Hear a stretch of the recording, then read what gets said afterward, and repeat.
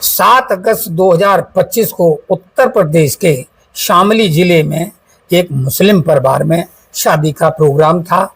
उस शादी में शामिल होने के लिए दूल्हा का जीजा और उसकी बहन अपनी मोटरसाइकिल से निकलते हैं। इधर लड़के को दूल्हा बनाया जा रहा है, घर में खुशी का माहौल है, दूल्हे को संवारा जा रहा है, लोग जो है खुशियां मना रहे होते हैं। जैसे इसकी निकरोसी, हमारे भाषा में निकरोसी बोलते हैं, जैसे ही दूल्हे की निकरोसी निकलने वाली होती, तब तक एक सूचना आती है कि आपके जीजा की जो है बदमाशों ने घेर करके हत्या कर दी। तो ये खुशी का माहौल था वो मातम में बदल जाता है और मातम पुरसी चालू हो जाती है। कुछ लोग दौड़ करके जो है उस जगह पर जहाँ ये बताया गया है वहाँ पर पहुँचते हैं। पहुँचने के बाद पुलिस को सूचना करते हैं। पुलिस आती है, तफ्तीश करती है, जांच करती है और जांच पड़ताल के बाद जो वो खुलासा करती है और बदमाशों को 12 घंटे के अंदर वो खुलासा भी कर देती है।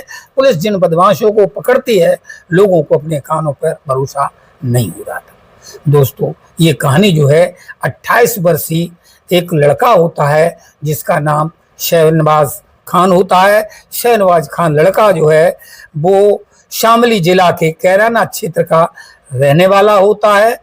उसका जो है फर्नीचर का व्यापार होता है। इसकी जो पत्नी का नाम जो है वो महफरीन होता है। महफरीन की उम्र 25 साल की होती है, जो मूल रूप से कांधला थाना क्षेत्र के अंतर्गत एक जगह पड़ती है, उसका नाम गड़ी मैदान होता है, वहाँ की ये रहने वाली होती है। ये जो है इनकी जो शादी हो रही है, जिसको दूल्हा बनाया जा रहा है, वो महफरीन के मामा का लड़का होता है जिसका नाम इमलाक होता है, जो सोनीपत हरियाणा के झारागढ़ी का रहने वाला होता है। और ये 7 अगस्त की शादी होती है।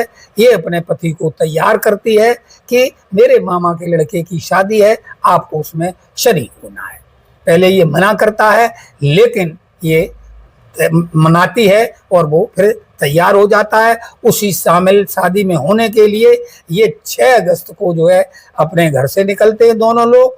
पहले ये अपनी ससुराल आते हैं, यानी जो लड़की है जो महफरीन के मायके में आते हैं, वहाँ रुकते हैं। वहाँ रुकने के बाद सुबह ये कैराना जाते हैं। कैराना से शादी का कुछ सामान खरीदते हैं और सामान खरीद करने के बाद वो जो है आगे चलते हैं। और रास्ते में जैसे ये कैराना खरगान मार्ग में आते हैं, वहाँ बदमाश घेर लेते हैं और बदमाश घेरने के बाद इनकी लूटपाट करते हैं। लूटपाट करने के बाद उनकी धारदार हथियार से मारपीट करके हत्या कर देते हैं।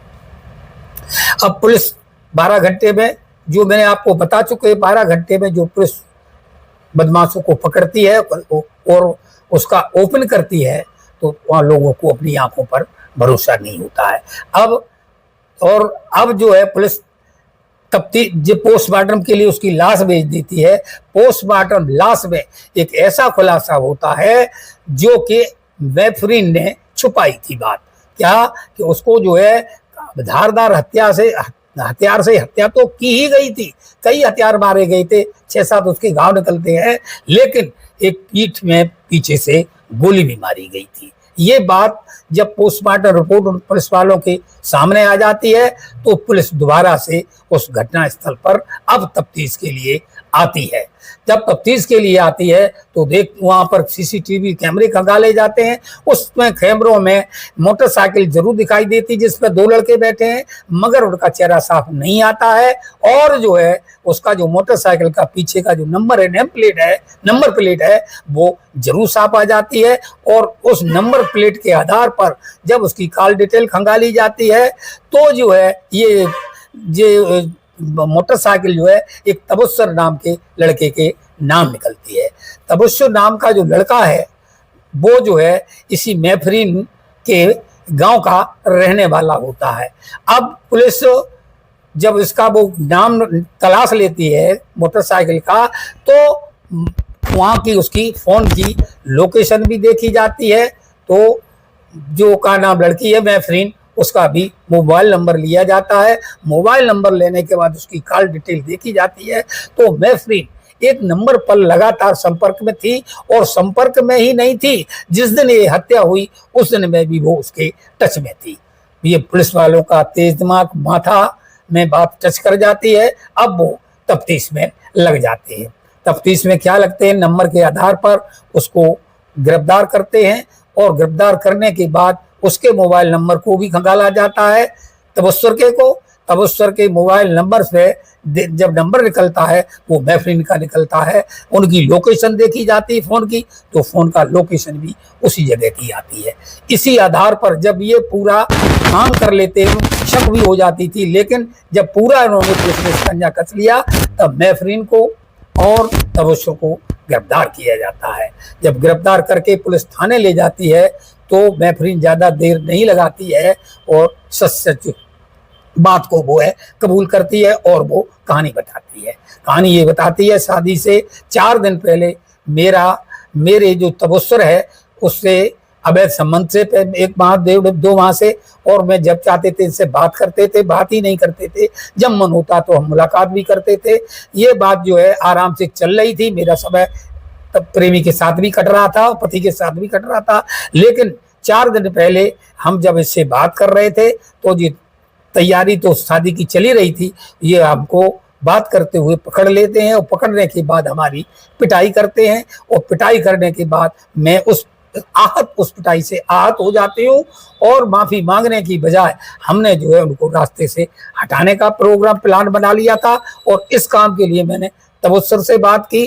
तबस्सुर इस बात के लिए तैयार हो जाता है, और तबस्सुर जो है एक लड़के का जो उसका जो दोस्त होता है उसकी लगभग उम्र जो है 24 साल है, उसको भी तैयार कर लेता है, और जो दोस्त होता है उसका नाम शोएब होता है। ये दोनों लोग मिलकर के प्रोग्राम बनाते हैं, और जैसे ये अब आती है शादी पर जाती है तो लगातार महफरीन लगातार संपर्क में रहती है तबस्सुर के में फोन पे। और वो जैसे ही ये मोटरसाइकिल कैराना खरगोन मार्ग पे पहुंचती, सुनसान जगह आती है, ये सूचना दे देती थी उसको, और तभी वो आते हैं, सामने से उन्हें घेर लेते हैं, और घेरने के बाद उनकी लूटपाट करते हैं। लूटपाट करने में इन्होंने जो कैराना में सामान खरीदा था वो 1.5 लाख का हार था, जिसमें नोटों का हार था।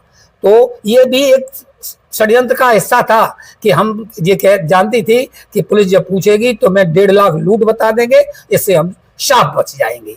तो ये पुलिस को कहानी जब बताती है कि इस तरह से हमने ये हत्या कराई है, जुर्म कबूल कर लेता है, और मेरे बताए द्वारा ये तबस्सुर और शोएब आए, और जो गोली लगी थी उसके बारे में पूछा जाता है तो वो तबस्सुर बताता है ये तमंचा मुझे गांव के लड़के ने दिया था, और वो गांव के लड़के का भी नाम बताता है।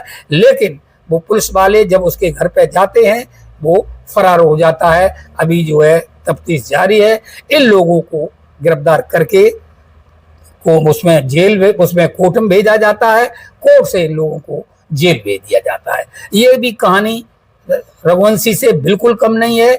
चूक रघुवंशी की कहानी मीडिया में आ गई थी, ये कहानी मीडिया में नहीं आई है, लेकिन रघुवंशी से, इंदौर वाली कहानी से बिल्कुल भी कम नहीं है। दोस्तों, ये कहानी सुनाने का मतलब हमें हैरान परेशान किसी को नहीं करना है, किसी को बदनाम करना नहीं है, हमें जागरूक करना है।